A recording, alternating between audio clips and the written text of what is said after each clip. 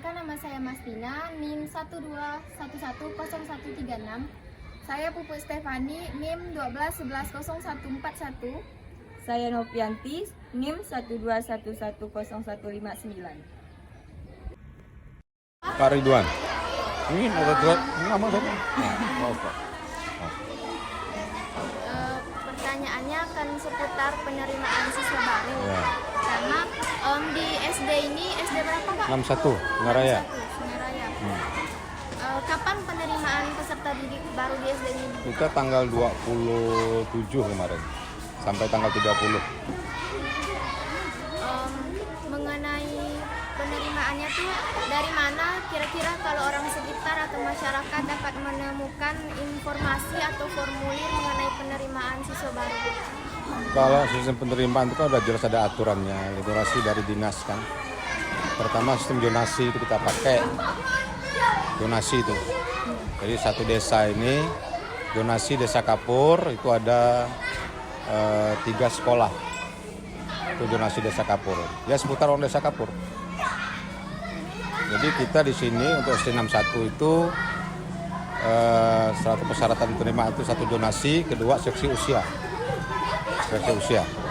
Berdasarkan peraturan itu kan 6 tahun paling muda. Karena pesertanya banyak dan kita nerima yang terbatas, salah satunya harus kita seksi usia. Itu yang pertama. Yang kedua, persyaratan kita pakai itu adalah menggunakan kakak asli. Yang ketiga, tidak menggunakan sistem yang tidak menggunakan domisili. Kita tidak terima domisili. Kita utamakan penduduk asli dulu. Kenapa tidak menggunakan domisili? Orang domisili kan statusnya kan tidak jelas. Dia bisa pindah. Baru sekali 2 bulan pindah, kan merugikan yang lain. Nah, makanya kecuali ya domisili itu kota kita nerima misalnya 100. Ternyata yang masuk donasi yang menggunakan kakak asli tidak sampai 100. Itu mereka kita terima. Termasuk yang luar donasi. Gitu. Ada lagi? Kalau ada ke faktor penghambat atau pendukung dari perencanaan penerimaan siswa baru? Saya kira enggak ada. Tiap tahun itu kan seperti itulah kan. Cuman penghambat, bukan penghambat itu ya. Yang sering terjadi itu donasi itu. Karena sekolahnya terbatas, ruang terbatas, peserta itu banyak. Contoh sini kan ada 2 nih. Desa sebelah itu kan, Desa Mekar Baru. Dia ada 2 sekolah itu. Nah, daya tampung kan tidak cukup. Desa Kapur itu orangnya udah beribu.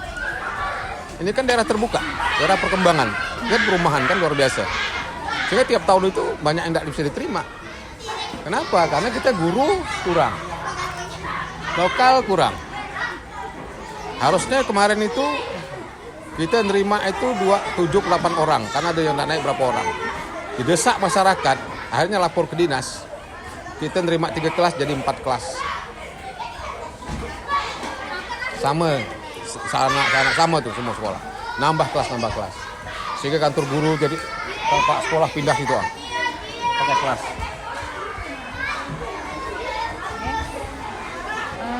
Kalau tanggapan Bapak tentang rencana dan pelaksanaan penerimaan siswa baru di SD tahun lalu dan tahun ini, Kurang lebih. apakah ada perbandingan atau perbedaan? Tahun ini lebih banyak pesertanya. Pendaftar lebih banyak di tahun kemarin. Lebih banyak. Sehingga kita sampai buka. Tahun kemarin kita terima 2 kelas. Karena penuh tambah 1 3 kelas. Tahun ini kita buka 3 kelas nambah 1 4 kelas. Itu perbedaan dari tahun kemarin. Yang lain ya tidak masalah. Cuman yang masalah itu kan orang-orang ngotot. Yang domisili tak terima. Yang di luar donasi minta terima. Di sana udah penuh. Kami mau kemana Pak? Kita arahkan swasta. Kita arahkan nyebrang. Orang itu kan sini kan yang paling rawan itu kan batas simpang 4 tol. Kalau kan tak mau nyebrang, tak mau naik. Karena tol kan kita tahu macet. Itu bukan kendala kita sih sebenarnya. Kendala orang tua peserta didik.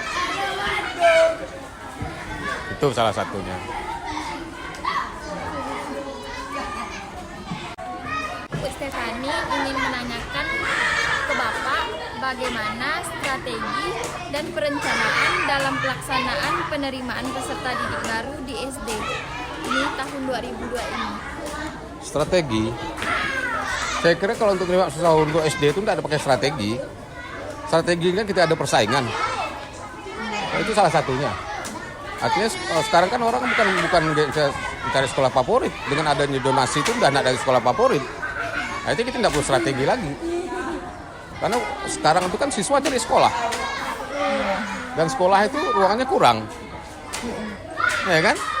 Kalau dulu mau sekolah cari siswa. Maka banyak strategi kita pakai kan. Terutama mengenalkan sekolah ini punya kegiatan itu, kegiatan ini segala macam. Sekarang kan tidak perlu. Saking banyaknya siswa untuk sekolah. Kita pula malah nolak. Jadi tidak ada strategi yang khusus lah. Tidak ada. Kalau perencanaan itu pasti kan, namanya dari mulai panitia, ya kan, pendanaan segala itu pasti. Kalau perencanaan dan penerimaan siswa baru pasti ada. Samping membaca regulasi yang ada, bagaimana peraturan itu kita terima dan kita punya kebijakan. Satu kebijakan kemarin itu ketika tidak cukup 3 kelas, kita ambil kebijakan, kita buka 4 kelas, kita lapor dinas. Itu ada feedback tuh. Feedbacknya apa? Ketika dinas datang ke sini ninjau, oh sekolahnya kurang. Artinya kan kita kan diberi kesempatan tuh minta lokal. Itu feedbacknya seperti itu.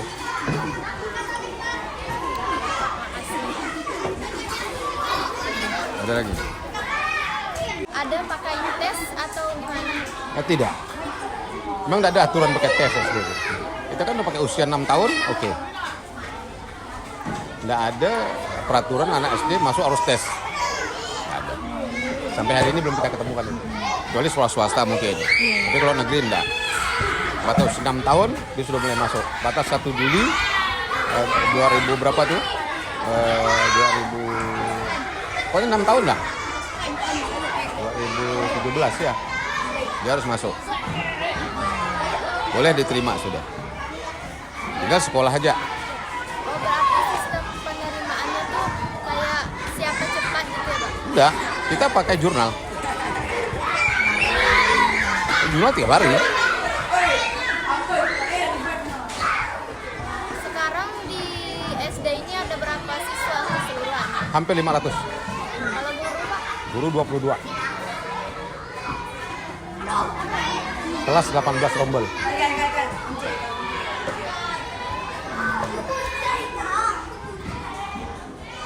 Pertanyaan terakhir, Pak. Motivasi Bapak selama ini menjadi guru? Loh, jelas dong. Namanya guru itu kan motivasi kita mempersiapkan anak didik kan. Ya. Di samping transfer keilmuan, transfer sikap segala macam, jelas kita persiapkan anak didik ke masa depan. Ya kan? Itu salah tugas utama guru, mempersiapkan anak-anak untuk masa depan juga. Dengan cara kita mempersiapkan ilmu kan, melatih sikap, melatih, membimbing, mendidik, mengajar. Itu kan tugas guru. Yang kita harapkan anak itu berhasil. Nah sekarang kan ada transisi perubahan apa? Ketika tahun sekarang ini kan ada kurikulum baru, mereka belajar. Nah sekarang SD ini baru diterapkan kurikulum baru itu kelas 1 sama kelas 4. Tahun depan kelas 2 sama kelas 5. Tahun depannya lagi kelas 3 sama kelas 6. Jadi 3 tahun bertahap baru bisa pakai kurikulum utuh. Jadi tidak langsung gitu. Ya. Karena kita tidak punya modal untuk beli buku. Kan berubah kurikulum, berubah juga buku tuh. Banyak perubahan kok yang sifatnya yang baru nih.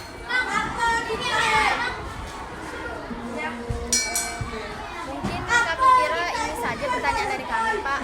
Sebelumnya terima kasih atas waktunya. Maaf. Itu saja. Wassalamualaikum warahmatullahi wabarakatuh. Waalaikumsalam warahmatullahi.